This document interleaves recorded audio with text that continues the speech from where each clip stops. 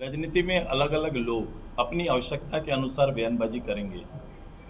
ये राजनीति में कॉमन एजेंडा पर या फिर कॉमन कोई बहस का हिस्सा तो बनते नहीं। अपनी सुविधा असुविधा के हिसाब से लोगों के बयान आएंगे। इसीलिए तो राजनीतिक फलक पर अभी 2 महीना आप कई तरह के बयान देखेंगे, कई तरह के विषय आएंगे, तो उसमें से एक विषय वो भी है। सुधीर जी, जो 13 सीट हैं उसको लेकर आप लोग का अप्रोच क्या है?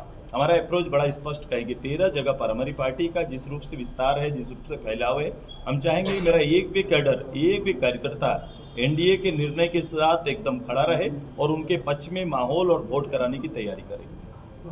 2019 मैं आज पार्टी मुख्यालय में लोकसभा के संदर्भ में और उसकी तैयारी के संदर्भ में आज आहूत जो संसदीय टीम पार्टी की बैठक में मैं सबसे पहले अपने राज्य के सभी पत्रकार मित्रों का हार्दिक स्वागत करते हैं, अभिनंदन करते हैं।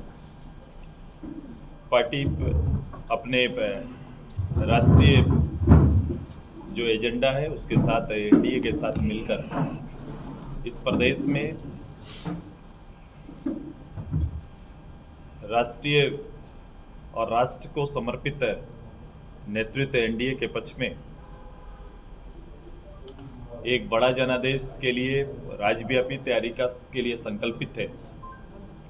पार्टी संयुक्त रूप से एनडीए के सहयोगी के रूप में राज्य के अंदर 14 पार्लियामेंट एरिया में एक पार्लियामेंट क्षेत्र जो हमारा है, जो पिछले बार भी हमारा रेशियो 13+1, इस बार भी 13+1 का जो निश्चय हुआ है उसमें एक हमारा गिरिडीह लोकसभा क्षेत्र है। और उसी लोकसभा क्षेत्र के अंदर हमारी पार्लियामेंट बोर्ड ने ये निर्णय लिया कि पार्टी के राष्ट्रीय चेहरा के रूप में हम पार्टी का नेतृत्व लोकसभा में हम करेंगे। और उसी निर्णय को ध्यान में रखते हुए हमने पार्लियामेंट एरिया में पार्टी का प्रतिनिधित्व करने के लिए हमने चंद्र प्रकाश चौधरी जी को फिर से अपना प्रत्याशी सुनिश्चित किया है। पार्टी ने राज्य भर में एनडीए की बड़ी जीत के लिए पूरे लोकसभा क्षेत्र में, सभी लोकसभा क्षेत्रों में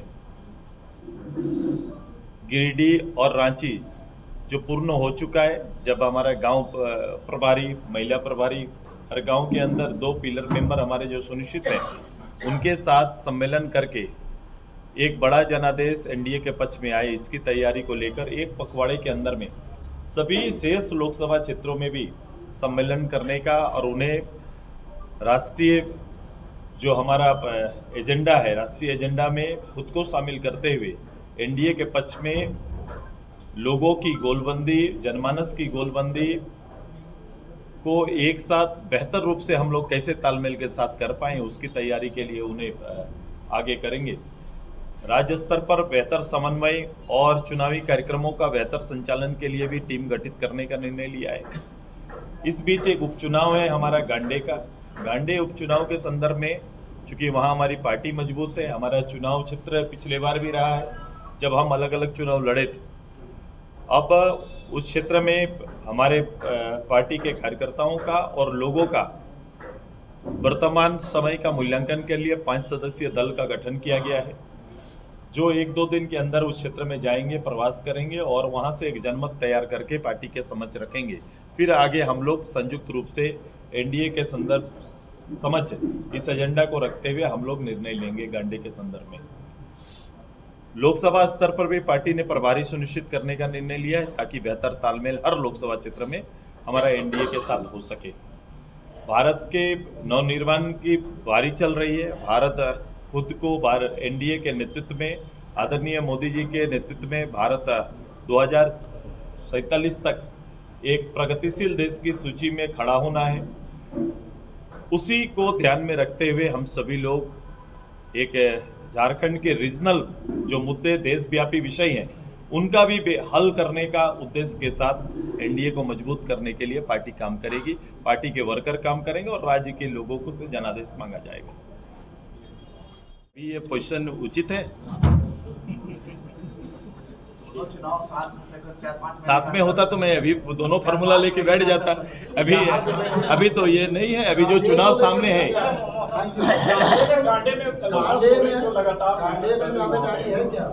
हाँ, गांडे में दावेदारी मैं कहा एकदम मैं तीसरा पोजीशन, मैं पहला पोजीशन जो जीते थे, दूसरा पोजीशन भारतीय जनता पार्टी का, तीसरा हमारा था। हम लोग अलग अलग चुनाव लड़े थे।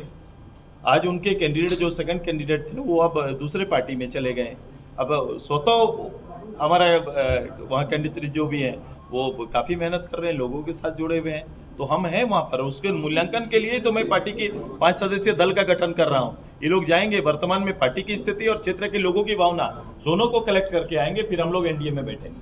बंगाल के बारे में भी चर्चा की आपने, बंगाल में भी दावेदारी कर सकी क्या लोकसभा चुनाव को लेकर? बंगाल में हमारे पार्टी का पक्ष जानने के लिए हम लोग आएंगे। हमारे पार्टी यूनिट जो पुरुलिया, मेदिनीपुर, बांकुड़ा का है, वो लोग आपस में बैठेंगे और बैठ के विचार देंगे।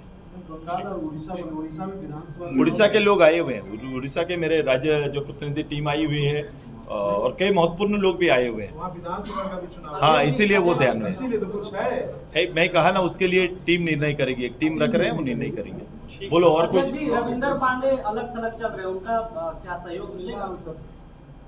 भाई मैं तो हर लोगों का सहयोग चाहूंगा। मैं तो जब एक अदना सा एक आम लोगों का मैं सहयोग चाहता हूँ। मैं अपनी अपील के अंदर उनको चाहता हूँ, उनकी इच्छाओं के लिए नेतृत्व देना चाहता हूँ। तो मेरे लिए आम और खास बराबर है इस चुनाव में। सभी लोगों का सहयोग हम चाहेंगे और ताकि एक बेहतर जनमत के साथ हम इस क्षेत्र का नेतृत्व कर सके। जिस तरीके से रविंदर पांडे को अलग में जाने की बात आ रही है, फोटो भी मेरा नियंत्रण नहीं ना उनके ऊपर। तो जब मेरा नियंत्रण किसी के ऊपर नहीं है। सामने आएंगे तो कैसा होगा मुकाबला? देखो, मुकाबला का आकलन अभी नहीं किया जा सकता और मुकाबला वहाँ नहीं होता है इस तरह से। मैं तो रविंदर भाई हमारे पुराने सहयोगी हैं और हम लोग अभी भी मिलते जुलते हैं और मेरा पूरा विश्वास है कि वो सकारात्मक उनका विचार होगा। राजनीतिक में विचारों का अंतर कभी कभी होता है, लेकिन आगे देखे हो सके साथ में खड़े रहेंगे। ठीक, मैं तो हमेशा पॉजिटिव सोचता, मैं तो उल्टा सोचता ही नहीं कभी भी। सांसद महोदय कुछ बोले? चलो और कुछ। सांसद महोदय, एक बार फिर पार्टी ने आप पे भरोसा किया है, जल्दी से आपको विश्वास ये आएगा। मैं अपने जब हम लोग इलेक्शन में जाएंगे या फिर हमने जो पिछले बार कहा है, मैंने पिछले बार जो हमारा है सबसे बड़ी जीत, आज तक उस इतिहास में इतनी बड़ी जीत वहाँ नहीं हुई। लगभग 2.5 लाख का प्यार, ज़्यादा जीत का प्यार वहाँ के लोगों ने दिया है। अब वहाँ के लोगों के साथ मिलके जो मूल एजेंडा क्या है, पूरा गिरिडीह का 2 एरिया देखो, एक ग्रामीण क्षेत्र है हमारा और ग्रामीण क्षेत्र के अलावे एक शहरी क्षेत्र भी है वहाँ पर है। कई शहर पर माइंस के कारण कुछ शहर का रूप ले लिए हैं और कुछ एरिया है जो पूर्ण रूप से काफ़ी प्रभावित क्षेत्र भी है, जो काफ़ी पिछड़ा क्षेत्र भी है। तो ये हम हर क्षेत्र के लिए अलग अलग विषय है और हर विषय पर हम लोग ने अपना आने वाला समय का क्या एजेंडा होना चाहिए उसको बड़ा डिक्लेयर करेंगे। शहरी क्षेत्रों की अपनी समस्याएं होंगी, माइंस एरिया की अपनी समस्याएं हैं और काफ़ी रूरल्स डेंस जो फॉरेस्ट एरिया में जो लोग जनजाति हमारा रहता है उनका मामला अलग है। मतलब विस्थापन का भी काफी बड़ा मुद्दा रहा। एकदम से वो सारा मुद्दा रहेगा। और आपने देखा होगा एक बड़ा एजेंडा जो आप पूछना चाहते थे, तो आप देखे होंगे कि हमारे जो लोकसभा के हमारे जो सदस्य चंद्र प्रकाश चौधरी जी ने पहली बार ये ट्रिब्यूनल कोर्ट को नीचे लाने के लिए वो जो फैसला पहले था, ये निर्णय पहले से था, उस निर्णय कभी भी जमीन पे नहीं आ पाया था। विनोद बाबू के समय में इन विषयों पर चर्चाएं खूब हुई, उनके लीडरशिप में चर्चाएं हुई, लेकिन उसके बाद से कभी भी इसकी चर्चा तक नहीं हो पाई थी। आज भी लोग, विस्थापित लोग अपना कागज पत्र लेके दूसरा पीढ़ी, तीसरा पीढ़ी न्याय की गुहार लगा रहे हैं। अब वो रिटायर्ड जज होंगे, रिटायर्ड जज की कमेटी होगी और स्पेशल कोर्ट के माध्यम से ऐसे सारे मामलों को हल निकालने का निर्णय आया। उड़ीसा और बंगाल और असम से भी पार्टी के खासकर हमारा यूनिट बंगाल में और उड़ीसा में पहले से विद्यमान है। हम लोग ने पंचायत, विधानसभा, लोकसभा अलग अलग चुनाव भी समय समय पर लड़ते रहे। तो पार्टी की उस इकाई के लोग का भी राय हो रहा है और जो राय आएगा उस पर भी निर्णय होगा। इसके अलावा हमारे इस क्षेत्र की एक बड़ी आबादी असम में रहती है और एक वहाँ लोकेलिटी के साथ एक अच्छा जनसमूह उधर तैयार हुआ है और उनका जनमत हमारे इस प्रदेश के विचारों के साथ सहमति खाता है। तो इसी को ध्यान में रखते हुए वहाँ के भी कई लोगों का राय आया है, उस पर भी पार्टी विचार करेगी। इस बार की गिरिडीह की लड़ाई कैसे देख पा रहे हैं आप? गिरिडीह में लड़ाई है? देखो, ये लड़ाई राष्ट्रीय विषय का है। हम जब पार्लियामेंट में जा रहे हैं तो हमारा पूरा एजेंडा राष्ट्रीय एजेंडा है। राष्ट्र में और राष्ट्र का नेतृत्व करने वाला कौन होंगे ये इस पे मत करेंगे पूरा देश के लोग। और हम मोदी जी को नेतृत्व को स्वीकार करते हुए उनके पक्ष में मतदान करने के लिए एक लोकसभा से हमारा प्रत्याशी वहां नेतृत्व करेंगे और ये प्रत्याशी हमारे रीजनल मुद्दों का नेतृत्व करेंगे। पिछला 5 साल के समय भी रीजनल जो बड़ा मुद्दा उस क्षेत्र के लिए था उसका नेतृत्व किया है और उसको कानूनी जो पेंच था उसको दूर करते हुए न केवल कागजी निर्णय रहने दिया बल्कि धरातल में लाने की तैयारी हम लोगों ने किया है। ये बातें आएंगी, चुनाव के साथ एजेंडा भी बड़ा स्पष्ट होगा, लेकिन एजेंडा राष्ट्रीय फलक पर अगर लड़ाई है तो राष्ट्रीय फलक का ही विषय एजेंडा होगा, लेकिन रीजनल नेतृत्व रहेगा उसमें। एनडीए ने तो सभी लोकसभा सीट पर विवाद उतार दिया, लेकिन जो सामने में जो एनडीए जो है वो अभी तक जो इंडिया है उन्होंने अभी तक पूरा फैसला नहीं लिया। अभी तक बात होती है कांग्रेस इंडिया के संदर्भ में मेरे विचार बड़ा स्पष्ट है। इंडिया का कमिटमेंट देश के साथ पूर्णतः है ही नहीं।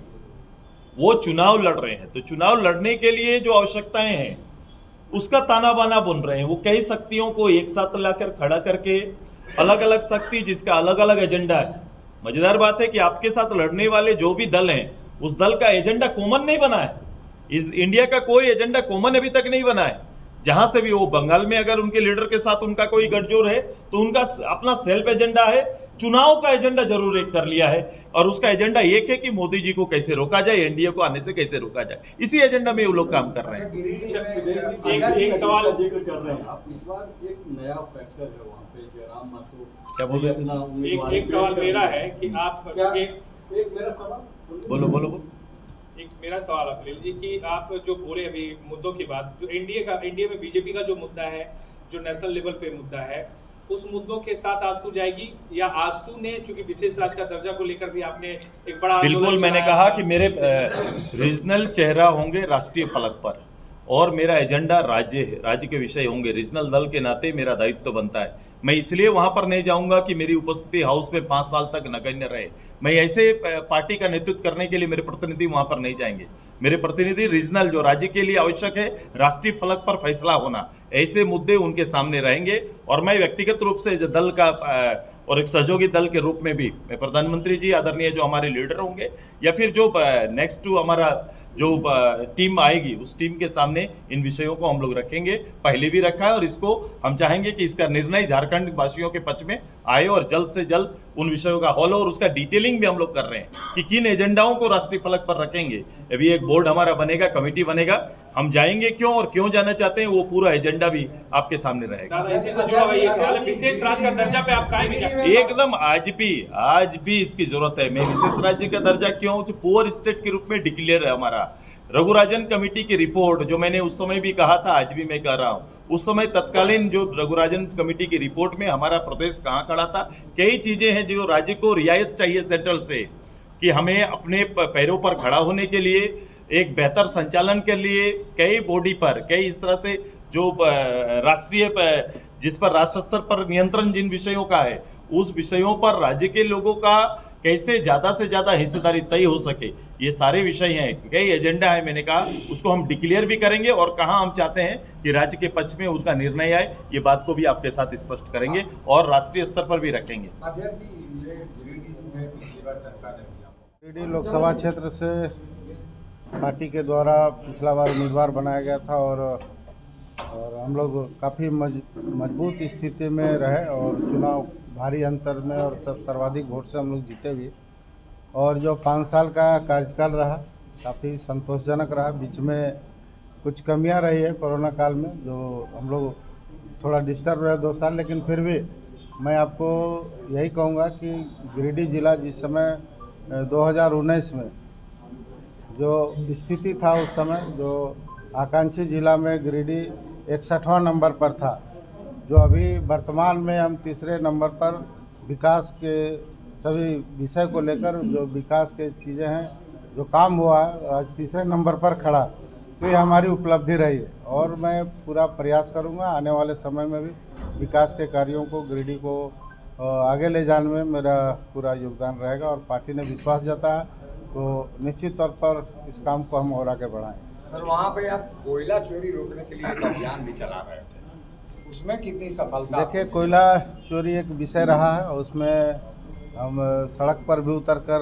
कोयला चोरी का हमने विरोध किया, लेकिन वर्तमान सरकार का रवैया, वर्तमान सरकार कोयला चोरी को कितना महत्व दिया है या किन्हीं लोगों से छिपा हुआ नहीं, खास करके धनबाद कोयलांचल क्षेत्र में बड़े बड़े माफिया लोग जो कोयला चोरी में सफल भी रहे, सरकार का संरक्षण भी रहा, लेकिन उसके बावजूद भी एक जनप्रतिनिधि के नाते, एक सांसद होने के नाते हमने उसका विरोध किया। कई कई जगहों पर हम खुद जाकर गाड़ियों को रोका, छापामारी किया, इस तरह से हुआ। लेकिन हमेशा गलत लोगों का विरोध हमारी पार्टी करते रही और आगे भी हम लोग माफियाओं के विरोध में हमेशा सड़क पर रहेंगे। ठीक है।